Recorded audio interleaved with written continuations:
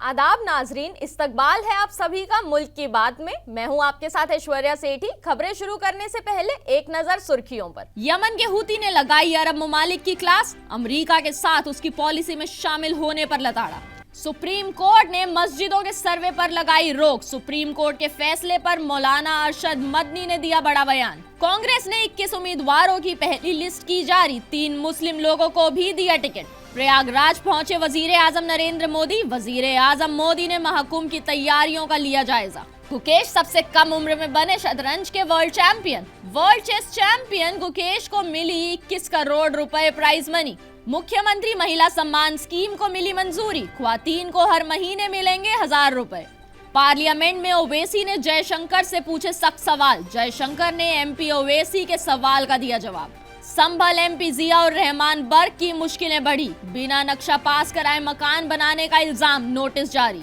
हरिद्वार में मजहबी गुरुओं ने शुरू किया महायज्ञ, कहा इंसानियत की हिफाजत के लिए इस्लामी जिहाद का खात्मा जरूरी।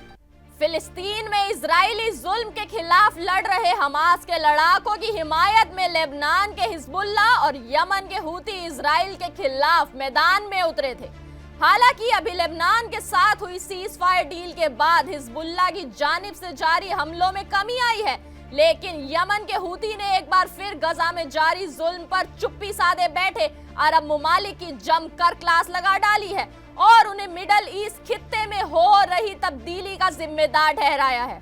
सऊदी अरब, कतर और मिस्र जैसे कई नाम निहाद अरब ममालिक जो गजा में जारी जुल्मों और नशकुशी को बड़े ही मजे के साथ देख रहे हैं, उनको एक बार फिर यमन के हूतियों ने जमकर क्लास लगाई है। प्रेस टीवी की खबर के मुताबिक यमन के हूती रेजिस्टेंस ग्रुप के लीडर अल हूती ने मुस्लिम अक़वाम और अरब ममालिक को पूरी मुस्लिम कौम का दुश्मन करार देते हुए अमेरिका और इजराइल की तरफ से मगरबी एशिया को अपने हक में डालने की साजिशों से खबरदार किया है। उन्होंने कहा है कि जियोनी हुकूमत अमेरिका के साथ मिलकर पूरी दुनिया के मुसलमानों के लिए खतरा बन गई है।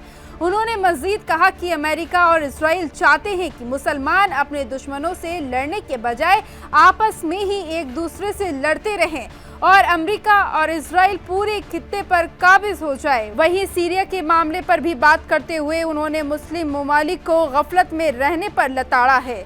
अल-मायदीन की खबर के मुताबिक अब्दुल मलिक अल हूती ने कहा कि इजरायली दुश्मन शाम यानी कि सीरिया में होने वाली पेशरफ्त को न सिर्फ सीरिया के अंदर बल्कि पूरे खित्ते में नई ताकतों को मुसल्लत करने के मौके के तौर पर देखता है। उन्होंने मजीद कहा कि जियोनी हुकूमत का मंसूबा मुस्लिम कौम को छोटे छोटे इदारों में तकसीम करके उन्हें कमज़ोर करने का है ताकि वो आपस में ही लड़ते झगड़ते रहें और इसमें अरब ममालिक भी उसके खिलाफ जाने के बजाय उसके इन मंसूबों में शामिल हो रहा है। नाम निहाद अरब ममालिक जो इजराइल की इस जारहियत को खामोश तमाशाही की तरह देखने पर मुसलसल तंकीदों का सामना कर रहे हैं, उनके कान पर अब भी जू नहीं रेंग रही है। हालात का रुख देखकर ये कहना भी गलत नहीं होगा कि जिस तरह से अरब ममालिक इजराइल और अमेरिका के मंसूबों में उसका साथ दे रहे हैं, उसी तरह से वो इजराइल और अमेरिका पर गिरने वाली बिजलियों का भी शिकार होंगे। हिंदुस्तानी मुसलमानों की सबसे बड़ी तंजीम जमीयत उलेमाए हिंद के साबिक सदर मौलाना अरशद मदनी ने प्लेसेस ऑफ वर्शिप एक्ट को लेकर सुप्रीम कोर्ट के फैसले का इस्तकबाल किया है। मौलाना मदनी ने कहा कि अदालत के इस हुक्म से मुल्क में बदअमनी फैलाने वालों पर लगाम लगेगी। दरअसल 12 दिसंबर को सुप्रीम कोर्ट में प्लेसेस ऑफ वर्शिप एक्ट के खिलाफ दाखिल अर्जियों पर सुनवाई हुई।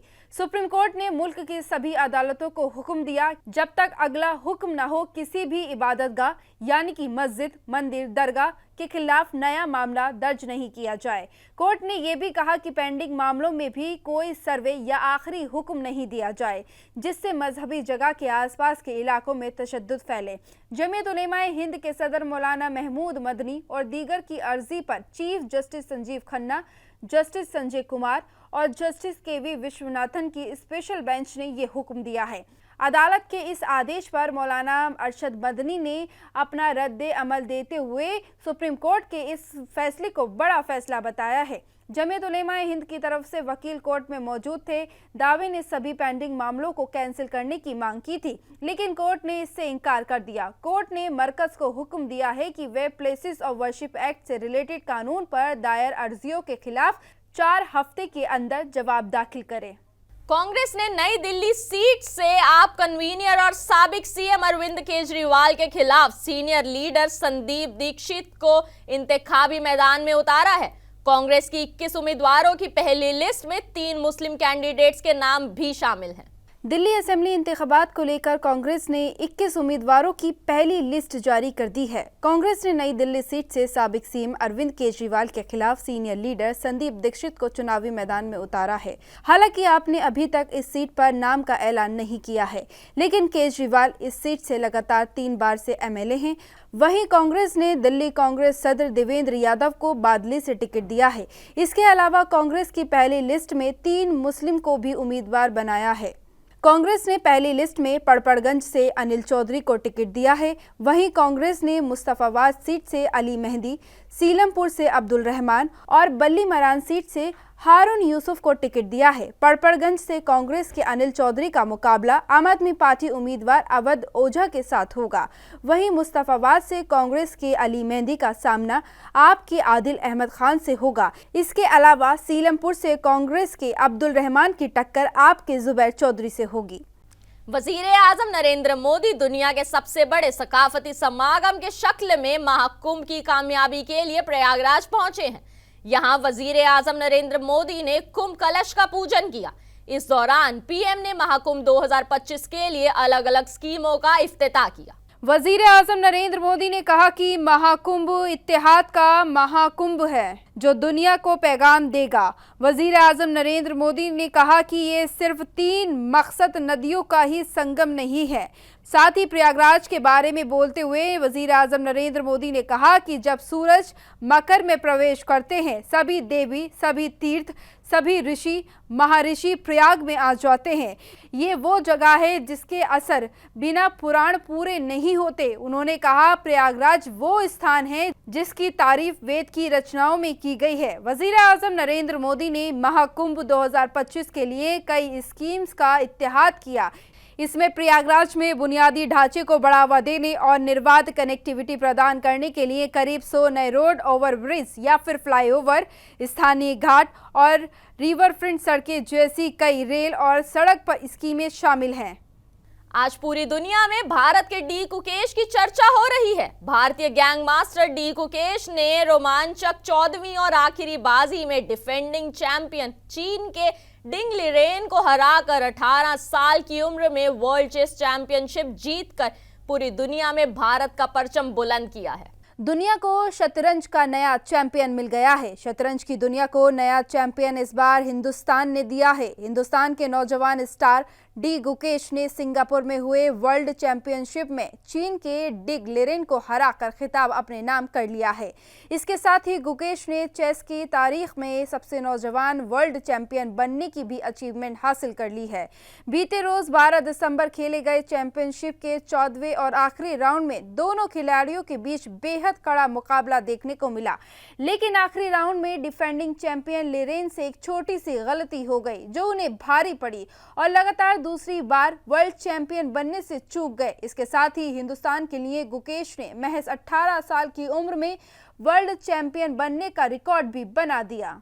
नामुमकिन को मुमकिन करना कोई आम आदमी पार्टी दिल्ली हुकूमत से सीखे। दिल्ली कैबिनेट ने शहर की ख्वातीन को हर महीने 1000 रुपए देने वाली सीएम महिला सम्मान योजना को मंजूरी मिल गई है। बता दें कि इस स्कीम का आगाज होने के बाद से पूरे दिल्ली में इस स्कीम की चर्चा हो रही है। सभी को लग रहा था कि आखिर कैसे आम आदमी पार्टी इस वादे को पूरा करेगी। लगातार बीजेपी के इल्जामों के बाद इस स्कीम को कहा गया कि आप हुकूमत सिर्फ लोगों को बेवकूफ बना रही है। फाइनेंस डिपार्टमेंट ने भी कहा था कि इस स्कीम का सफल हो पाना नामुमकिन है, लेकिन आप हुकूमत ने इन सभी चीजों को दरकिनार करके ख्वातीन के लिए इस स्कीम को सफल बना दिया। दिल्ली हुकूमत के अफसरान ने कहा कि महिला सम्मान योजना के लिए दरख्वास्त करने वाली ख्वातीन के खातों में करीब 1000 रुपए की पहली किस्त जमा होने में 3 महीने से ज्यादा का वक्त लग सकता है।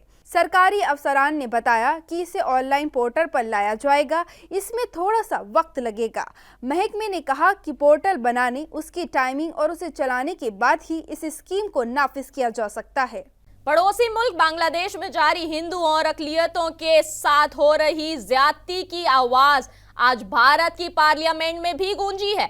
इस मुद्दे को लेकर AIMIM के चीफ और हैदराबाद से पार्लियामेंट मेंबर असदुद्दीन ओवैसी ने हुकूमत से सख्त सवाल पूछा था कि आखिर बांग्लादेश के हालात को लेकर भारत हुकूमत क्या कर रही है। इस पर वज़ारत-ए-ख़ारजा एस जयशंकर ने जवाब दिया। एस जयशंकर ने बांग्लादेश में अक़लियतों और हिंदू मंदिरों पर हाल ही के मामलों पर चिंता व्यक्त करते हुए कहा है कि भारत हुकूमत ने इस मुद्दे को पड़ोसी मुल्क के सामने उठाया है। बता दें, लोकसभा में असदुद्दीन ओवैसी ने बांग्लादेश में अक़लियतों और हिंदुओं की हिफाजत के सिलसिले में सख्त सवाल उठाए थे। एस जयशंकर ने कहा कि हाल ही में वज़ारत-ए-ख़ारजा के सेक्रेटरी ने ढाका का दौरा किया था और उनके साथ बैठक के दौरान हिंदुओं और दीगर अक़लियतों पर हमलों के मुद्दे पर चर्चा की थी। लोकसभा में जवाब देते हुए उन्होंने कहा कि हमारी उम्मीद है कि बांग्लादेश अपने फ़ायदे में ऐसे कदम उठाएगा जिससे उसकी अक़लियती महफूज रहें। यूपी के संभल जिले में हुए फसाद के बाद SP MP ज़ियाउर रहमान बर्क की मुश्किलें बढ़ती जा रही हैं। पहले जामा मस्जिद में सर्वे के दौरान हुए तशद्दुद के मामले में FIR दर्ज हुई, फिर उनके घर के पास बिजली चोरी पकड़ी गई। अब उनका मकान बिना नक्शे के पाया गया है, जिस पर इंतजामिया ने उन्हें नोटिस भेजा है। सदर हिंद की SDM डॉक्टर वंदना मिश्रा ने SP MC ज़ियाउर रहमान बर्क को नोटिस भेजा है। बताया गया है कि SP MC ज़ियाउर रहमान बर्क ने संभल में एक मकान बनवाया है जो बिना नक्शा पास कराए बनाया गया है। हालांकि इस मुद्दे पर ज़ियाउर रहमान का कहना है कि उन्हें नोटिस की मालूमात नहीं है। इंतजामिया कोई नोटिस भेजेगा तो जवाब दिया जाएगा। DM संभल डॉक्टर राजेंद्र पोंसिया ने बताया कि बिना नक्शा पास कराए मकान बनाने के मामले में नोटिस दिया गया है। इस बीच 24 नवंबर को संभल में हुए तशद्दुद के बाद पुलिस ने लोगों के खिलाफ सख्त कार्रवाई शुरू कर दी है। पुलिस मुलजिमों की तलाश में लगातार छापेमारी कर रही है। हाल ही में ज़ियाउर रहमान के घर के आसपास लगातार पुलिस की छापेमारी हुई है, जहां पुलिस ने कुछ लोगों को पूछताछ के लिए हिरासत में भी लिया।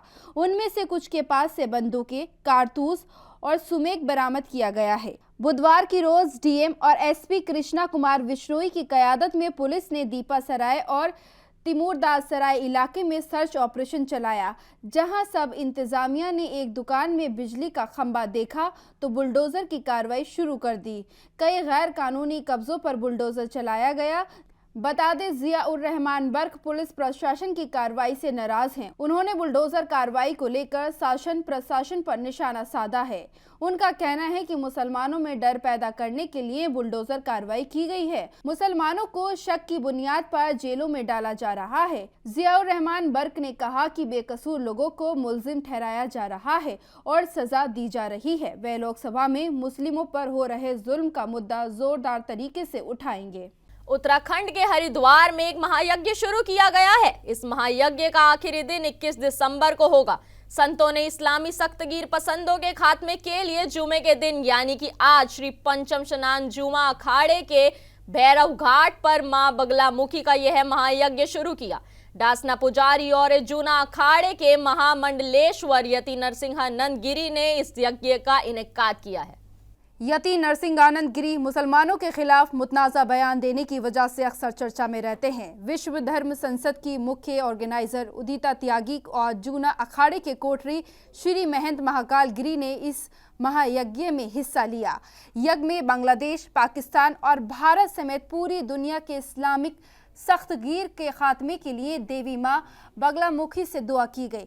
विश्व धर्म संसद के लिए हिंदुओं की हिफाजत के लिए मंत्र पढ़े गए। यज्ञ में आहूतियां दी गई। आपको बताते चले कि नरसिंहानंद ने कहा कि बांग्लादेश, पाकिस्तान और भारत में हिंदुओं की हत्या करने वाले इस्लामी सख्तगीर के पूरी तरह से खात्मे के बिना इंसानियत की हिफाजत करना मुमकिन नहीं है। इसी के साथ उन्होंने सनातन धर्म के अनुयायियों को महायज्ञ में शामिल होने के लिए मदऊ किया।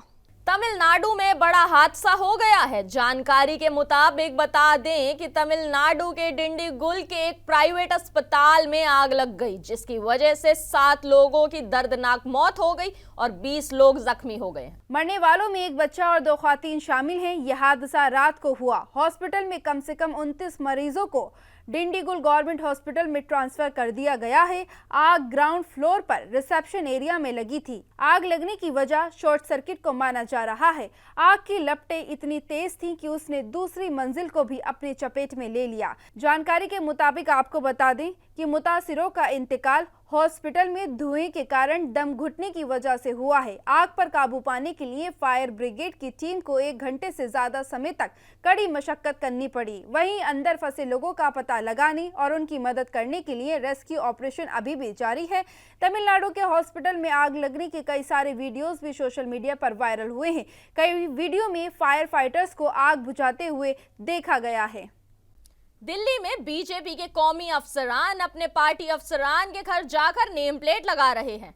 इसी सिलसिले में महिला मोर्चा की कौमी सदर और तमिलनाडु से एमएलए वांती श्रीनिवासन ने बीजेपी तर्जुमान शिया राय के घर पर नेम प्लेट लगाई। असेंबली इंतखाबात के मद्देनजर हर असेंबली एरिया में यह प्रोग्राम मुनक्किद किया जा रहा है। इस दरमियान तमिलनाडु से एमएलए वांती श्रीनिवासन और बीजेपी की तर्जुमान ने क्या कुछ कहा, सुनिए। is undertaking a program of keeping the name boards, party flag in front of the office bearers घर पे, then also felicitating them by way of giving them the party ID cards. राष्ट्रीय महिला मोर्चा अध्यक्षा आदरणीय वनिति जी मेरे घर पर उपस्थित हैं। यहाँ पर ये नेम प्लेट उन्होंने मुझे दी है एज प्रवक्ता यहाँ घर पे लगाने के लिए। मुझे पार्टी का पटका पहनाया है। ये वो प्रोग्राम है जिसके थ्रू के नीचे हर कार्यकर्ता तक एक बार पार्टी कनेक्ट करे। तो मुझे लगता है कि ये कार्यक्रम जब नीचे तक पहुंचेगा तो एक बहुत बड़ा संदेश जाएगा। संभल में आज जुमे की नमाज को लेकर सिक्योरिटी टाइट रखी गई है। बता दे, जुमा के मद्देनजर संभल में चप्पे चप्पे पर पुलिस का पहरा रखा गया है। रिपोर्ट्स के मुताबिक 3 लेयर की सिक्योरिटी के इंतजामात किए गए, साथ ही सोशल मीडिया पर भी नजर रखी गई। मुरादाबाद रेंज के सभी जिलों से फोर्स बुलाई गई। इसके अलावा आरआरएफ, आरएएफ और पीएसी की 10 कंपनी शहर की अहम जगहों पर तैनात रहीं। जामा मस्जिद पर 3 लेयर सुरक्षा रही। जामा मस्जिद जाने वाले 2 रास्तों पर बैरिकेडिंग की गई। वहां फोर्स को लगाया गया। नमाज अदा करने के लिए लोग पैदल ही गए। गाड़ी जामा मस्जिद के आसपास पार्क नहीं कराई गई। बता दें कि संभल में शाही जामा मस्जिद पर मंदिर होने का दावा किया हुआ है। हिंदू तंजीम का दावा है कि यहाँ पहले मंदिर था। इस मामले को लेकर लोकल कोर्ट ने 19 नवंबर को सर्वे का हुक्म दिया था।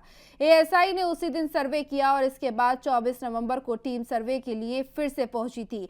सर्वे के बाद इलाके में तशद्दुद फैल गया और इस तशद्दुद में कई लोग जख्मी भी हुए, जिसमें पुलिस एहलकार भी शामिल थे। नाजरीन, मुल्क की बात में आज के लिए बस इतना ही। मुझे दीजिए इजाजत। आदाब।